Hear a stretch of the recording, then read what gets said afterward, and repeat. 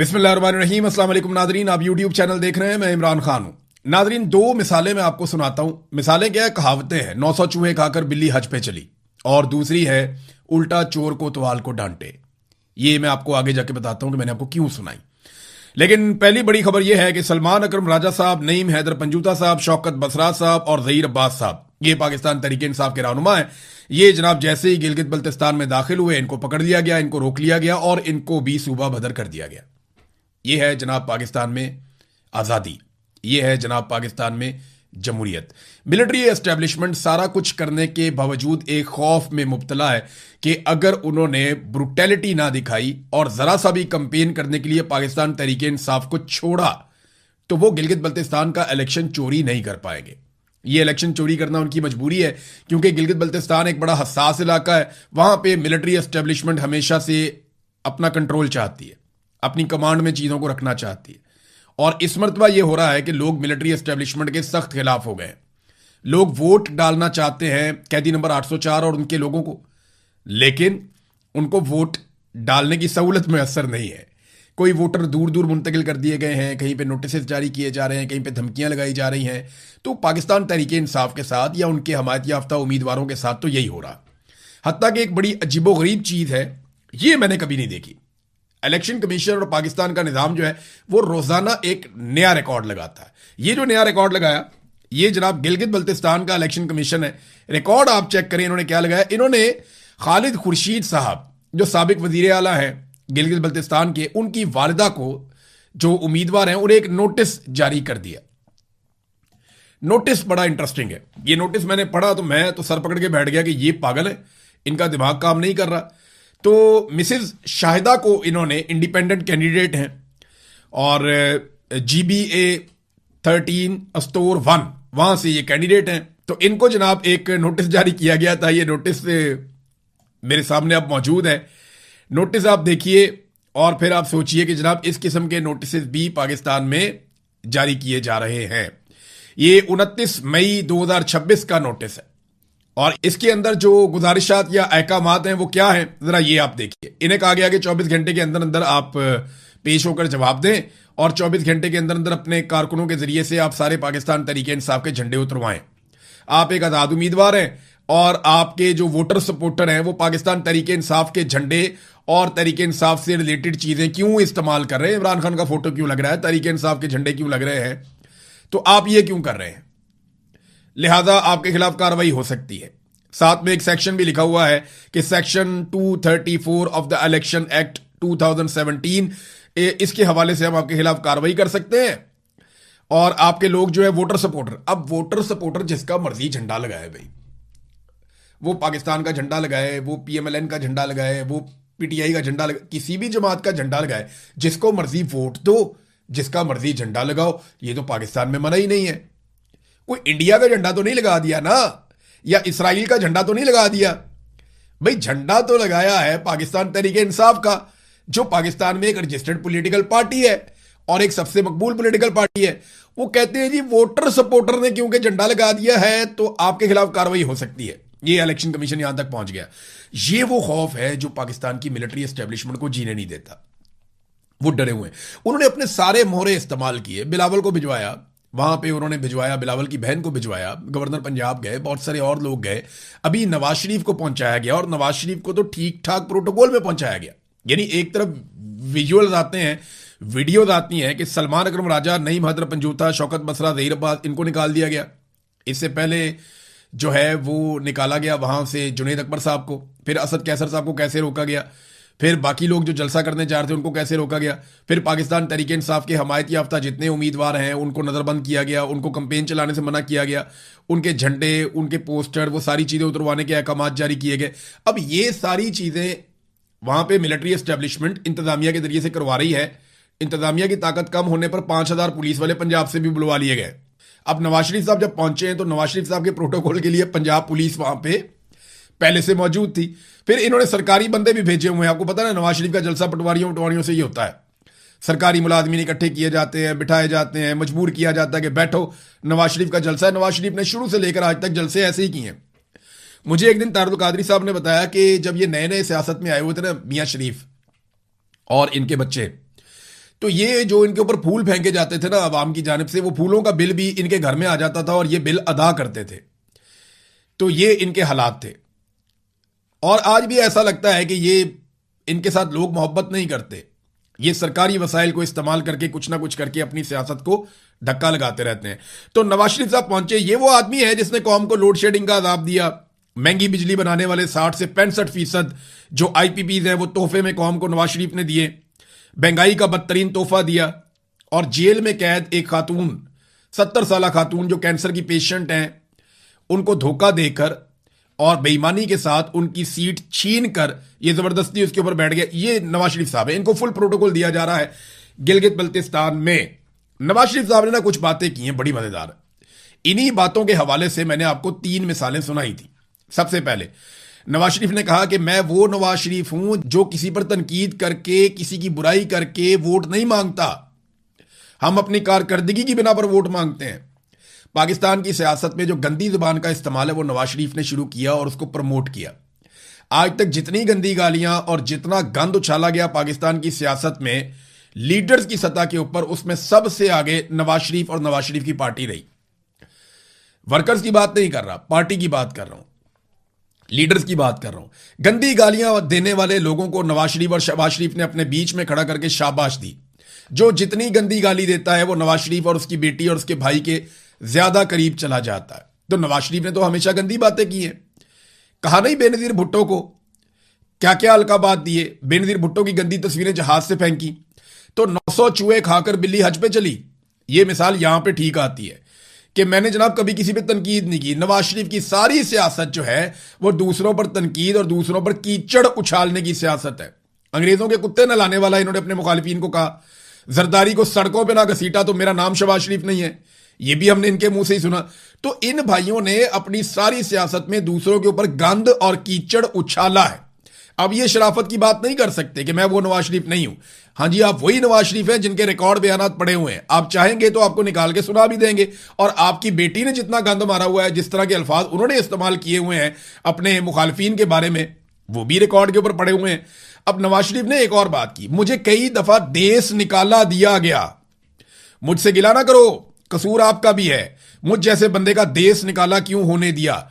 देश निकाला का मतलब होता है कि जबरदस्ती पाकिस्तान से निकालकर बाहर भिजवा दिया। तो कुल मिला के नवाज शरीफ साहब कई मरतबा पाकिस्तान से बाहर गए हैं, लेकिन 2 मरतबा ऐसा हुआ जिसको जिलावतनी वो कहते हैं। एक मरतबा नवाज शरीफ साहब ने और उनकी फैमिली ने अरब हुक्मरानों के गोडे गिट्टे पकड़ के उनके जरिए से एक मुआहदा किया, और उस मुआहदे के मुताबिक नवाज शरीफ साहब डील करके परवेज मुशर्रफ से अपने गुनाहों का हिसाब दिए बगैर, वैसे तो मुझे लगता है परवेज मुशर्रफ के दौर में नवाज शरीफ साहब के गुनाह सिर्फ क्राइम जितने भी थे वो फाइनेंशियल क्राइम्स थे, जो तैयारा साजिश केस और इस तरह की चीजें थी, वो परवेज मुशर्रफ ने इनके साथ ज्यादती भी की थी। बहरहाल नवाज शरीफ साहब उस वक्त डील करके पाकिस्तान से बाहर गए थे। आपको देश निकाला नहीं किया गया, आपको जिला वतन नहीं किया गया, आप खुद पाकिस्तान छोड़कर पाकिस्तान से बाहर चले गए थे मियां साहब। एक तो ये हो गया। दूसरी मर्तबा आपने इजाजत मांगी, आपकी फैमिली ने इजाजत मांगी, आपने स्टाम्प पेपर अदालत में लिख कर दिया, मिलिट्री एस्टेब्लिशमेंट से आपने डील की। इमरान खान साहब का आप लोगों ने तरला मिन्नत किया, इमरान खान ने तरस खा के आपको जाने दिया। दूसरी मर्तबा आप ऐसे गए। तो लोग कैसे आपको रोकते मियां साहब? जाने वाला तो चला जाता है, जाने वाले को कौन रोक सकता है? कोई कैसे रोक लेता आपको जब आपने डील ही कर ली? एक दफा आपने मुशर्रफ से डील कर ली, दूसरी दफा आपने बाजुए से डील कर ली, तो 2 मरतबा डील करके आप पाकिस्तान से बाहर निकल गए। अब आप लोगों को कहते हैं तुमने मुझे क्यों जाने दिया? क्यों लोग जाके आपके जहाज के टायरों की हवा निकाल देते? आपके प्लेटलेस इतने नीचे आप ले गए थे अपने डॉक्टरों के जरिए से, जालसाजी के जरिए से आप प्लेटलेस इतने नीचे ले गए थे कि अदालत भी डरी हुई थी, हुकूमत भी डरी हुई थी कि पता नहीं क्या हो रहा है। तो अवाम उस वक्त आपको कैसे रोक देती? मुझे क्यों मुल्क से बाहर जाना पड़ा? क्यों जेलों में डाला गया? तो मियां साहब जेलों में आपको डाला गया, आपके ऊपर केसेस थे। सवाल यह होना चाहिए कि आपके केसेस खत्म कैसे हो गए। सवाल यह होना चाहिए कि आपने आज तक मनी ट्रेल नहीं दिया, मनी ट्रेल ना देने के बावजूद आप बरी कैसे हो गए सारे मामलात में? आप दोबारा एमएनए कैसे बन गए? यानी अंदाजा करें मियां साहब को आज भी नहीं पता कि उन्हें क्यों निकाला। एक और बात मियां साहब ने कही कि सर्दियों में 22 घंटे, गर्मियों में 10 से 12 घंटे बिजली नहीं आती यहां गिलगित बल्तिस्तान में। यह मुझे मंजूर नहीं है हफीज साहब, यह मुझे मंजूर नहीं है। तो नवाज शरीफ साहब ये आप किसे कह रहे हैं? भाई बिजली तो वफाकी हुकूमत का कारनामा है, और वफाक में 4 साल से आपका भाई बैठा है।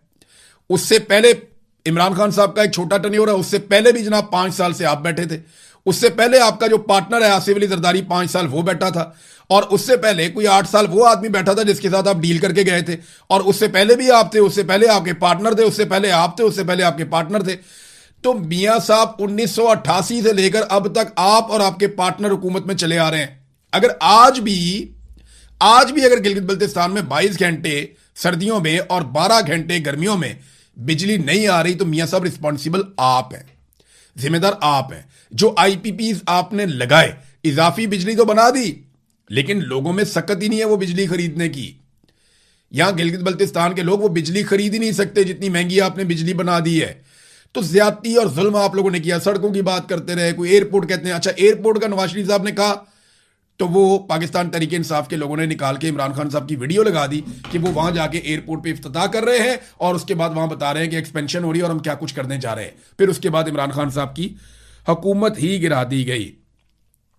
तो मियां साहब जहां जाते हैं ना, लोगों के साथ गिले शिकवे शुरू कर देते हैं कि जनाब मैं तो बड़ा अजीम आदमी था, मेरे से फायदा नहीं उठाया गया, और पीछे खड़े हुए लोग जो है ना वो रोनी शक्लें बना लेते हैं। मियां साहब जिन्होंने आपको निकाला था ना, उन्हीं की गोद में आप अपने पूरे टब्बर के साथ आज बैठे हुए हैं।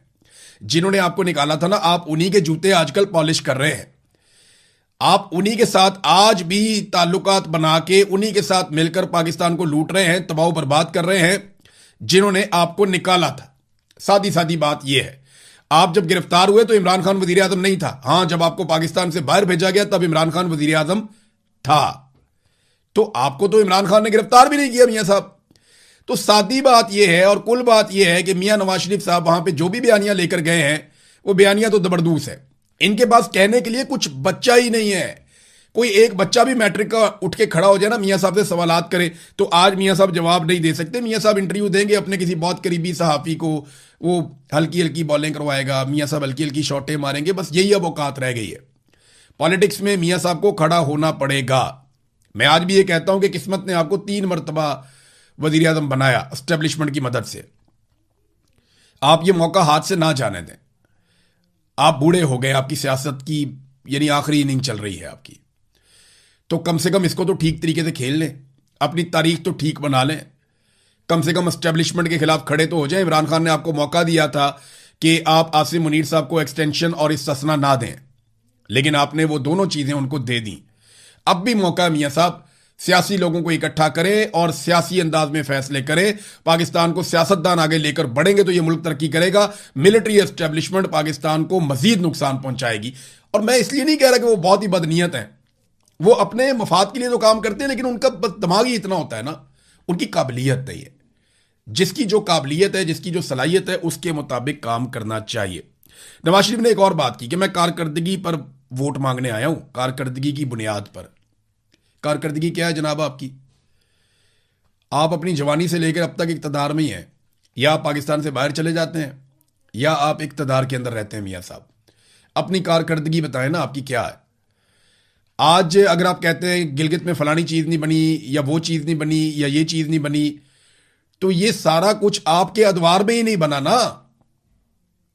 इमरान खान का तो छोटा सा दौर है बीच में, सारा मलबा आप उस छोटे से दौर पे तो नहीं डाल सकते। लिहाजा अब इनके पास इतना भी कुछ नहीं बचा कि ये इमरान खान पे इल्जाम ही लगा दें। नादरीन, हाँ, दूसरी तरफ एक और खबर है कि अडियाला जेल के बाहर अभी जब मैं वीडियो रिकॉर्ड कर रहा हूं, इस वक्त भी वहां से डेवलपमेंट आ रही है कि अलीमा खानम, उनकी बहनें, सुहेल अफरीदी, उनकी कैबिनेट के कुछ लोग और उनकी पार्टी के कुछ लोग और कुछ कारकुन, वो अडियाला जेल के बाहर फिर से पहुंच गए हैं और वहां जाकर उन्होंने एहतजाज शुरू कर दिया। अडियाला के बाहर जो नाका है वहां पे पुलिस ने उन्हें रोक लिया और वहां पे वो बैठ गए। अब वो वहां पे एहतजाज कर रहे हैं, इससे कोई फर्क नहीं पड़ता। मिलिट्री एस्टेब्लिशमेंट को भी और उनकी बनाई हुई हुकूमत को भी इससे कोई फर्क नहीं पड़ता। ये हर हफ्ते जाके आप वहां बैठ जाए, आप सिर्फ एक हाजिरी लगाते हैं कि हम यहां पे आए हैं। जब तक आप लाखों लोगों को नहीं निकालेंगे तब तक कोई फर्क नहीं पड़ेगा। सुहेल अफरीदी साहब ने अपना मौका बहुत हद तक जाया कर दिया। मैं ये नहीं कह रहा कि अब उनके पास बिल्कुल चांस नहीं है, मैं ये भी नहीं कह रहा कि अब वो कोई तहरीक चलाने के काबिल नहीं है। हाँ, मैं ये कह रहा हूं कि उनके पास जो मौका था उन्होंने बहुत हद तक जाया कर दिया। सुहेल अफरीदी के आने के बाद नौजवानों को एक एनर्जी मिली थी, उन्हें इकट्ठा किया जा सकता था, लाखों नौजवानों को साथ जोड़ा जा सकता था, लेकिन सुहेल अफरीदी की तवज्जो दूसरी चीजों पे चली गई। बहरहाल वो फिर वही मुतालबात कर रहे हैं जी इमरान खान से मुलाकात करवाई जाए, उनका इलाज करवाया जाए। ना मुलाकात, ना इलाज, ना रिहाई, कुछ भी नहीं।